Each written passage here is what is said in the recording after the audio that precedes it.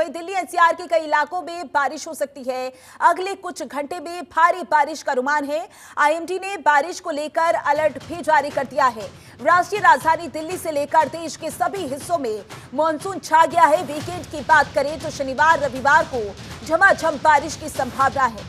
मैदानों से लेकर पहाड़ी इलाकों में भारी बारिश के आसार बने हुए हैं। दिल्ली एनसीआर समेत उत्तर प्रदेश, हिमाचल प्रदेश, उत्तराखंड, पंजाब, हरियाणा और मध्य प्रदेश, राजस्थान, उड़ीसा में भारी बारिश हो सकती है। खास दिल्ली की बात करें तो कल की बारिश ने यहां सबको हिलाकर रख दिया। मौसम विभाग के आंकड़ों के अनुसार 1936 के बाद शहर में पिछले 88 वर्षों में जून में सबसे अधिक बारिश दर्ज की गई। मौसम विभाग ने अगले 2 दिनों तक दिल्ली में बारिश का ऑरेंज अलर्ट जारी किया। दिल्ली से सटे नोएडा का हाल भी कुछ ऐसा ही रहा। नोएडा में भी आज आम तौर पर आसमान में बादल छाए रहेंगे और कुछ स्थानों पर तेज हवाओं के साथ बारिश हो सकती है। बड़ी जानकारी, बड़ी खबर, लेकिन सबसे पहले ये तस्वीरें देखिए जहां पर भारी बारिश की वजह से लोगों को तमाम परेशानियों का सामना भी करना पड़ा। और ज्यादा जानकारी के लिए हमारे संवाददाता नमित हमारे साथ लगातार बने हुए हैं। नमित, एक तरफ जहां भीषण गर्मी इतने दिनों से चल रही थी, लोग परेशान हो रहे थे, बारिश का इंतजार कर रहे थे, बारिश हुई लेकिन इतनी भारी बारिश हुई कि लोगों को परेशानी भी झेलनी पड़ी।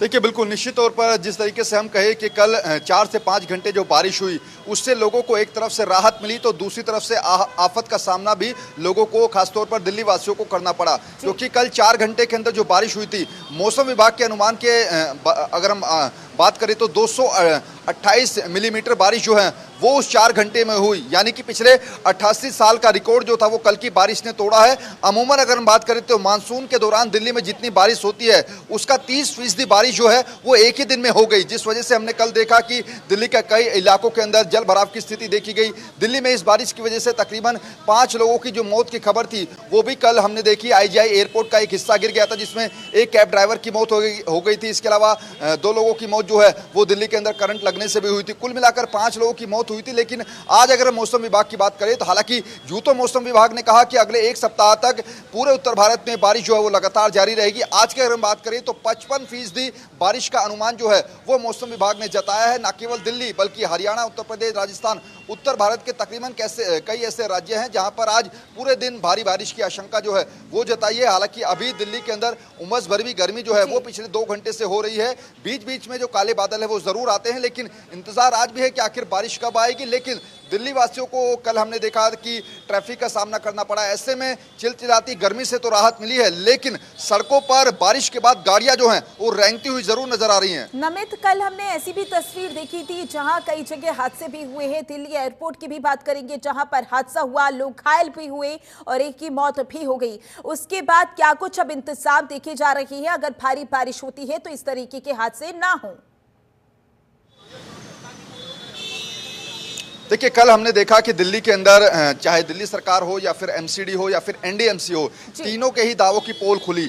अब कल हमने देखा आनंद फानन में दिल्ली के उपराज्यपाल विनय कुमार सक्सेना ने भी एक बैठक बुलाई। दिल्ली सरकार ने सभी अधिकारियों और मंत्रियों के साथ एक बैठक बुलाई। एमसीडी ने भी एक बैठक बुलाई और उस बैठक में डिसाइड किया गया कि दिल्ली के अंदर 200 ऐसे पॉइंट जो है वो डिसाइड किए गए हैं, सुनिश्चित किए गए हैं जहां पर ज्यादा जल भराव हुआ था। वहां पर जो पंप होते हैं जिनके द्वारा पानी निकाला जाता है उनकी संख्याओं को बढ़ाया जा रहा है। इसके अलावा जो मोबाइल पंप है उनकी एक्टिविटी जो है वो और ज्यादा बढ़ा दी गई है।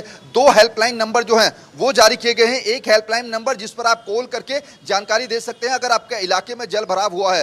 दूसरा ये कि एक व्हाट्सएप नंबर भी जारी किया गया है। अगर आपके इलाके में जल भराव है तो उसका आप वीडियो बनाकर दिल्ली सरकार का जो हेल्पलाइन नंबर है उस पर आप व्हाट्सएप कर सकते हैं और तुरंत वहां पर आकर जो प्रशासन की टीम है आपके इलाके से जल भराव को खाली कराएगी। तो इस तरीके से जो बैठकें हुई हैं उसमें कई जो फैसले हैं, नियम हैं वो लगाए गए हैं और कई हेल्पलाइन नंबर जो हैं उनको जारी किया गया है ताकि आने वाले समय में अगर दिल्ली के अंदर मानसून के दौरान भारी बारिश होती है तो फिर पानी की समस्या दिल्ली के अंदर ना हो। बिल्कुल नमित, कहीं ना कहीं इंतजाम होना बेहद जरूरी है, क्योंकि अगर आपको याद होगा पिछले साल भी जब बारिश हुई थी तो लोगों को तमाम परेशानियों का सामना करना पड़ा था, लोगों को आने जाने में भी परेशानी हो रही थी, लेकिन उसके बाद भी इंतजाम नहीं देखे जाते हैं और जब मुसीबत आ जाती है तब फैसले लिए जाते हैं। ऐसे में क्या जो जल निकासी है उसके लिए इंतजाम किए जा रहे हैं, जो सड़कों पर पानी भरेगा उसको लेकर क्या कुछ इंतजाम देखे जा रही हैं, और क्या पिछले साल जब बारिश हुई थी उसके बाद इंतजाम किए गए थे?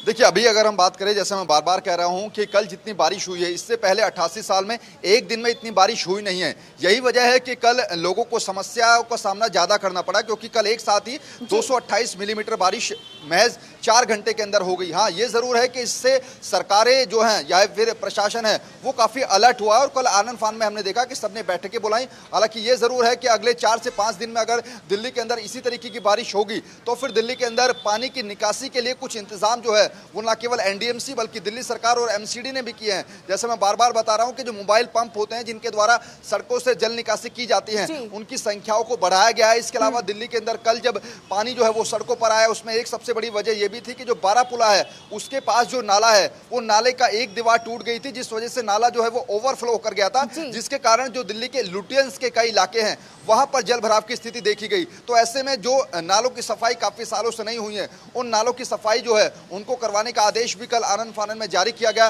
तो ऐसे में इंतजाम जो है वो अब किए गए हैं, लेकिन वो जमीनी स्तर पर वो इंतजाम कितने कारगर साबित हो गए ये शायद भविष्य में पता लगेगा। कि आदेश तो दे दिए गए हैं, लेकिन काम कब से और कितने समय में पूरा होता है? क्या नालों की सफाई समय रहते पूरी हो पाएगी या फिर नहीं? ज्यादा जानकारी के लिए बहुत बहुत शुक्रिया आपका।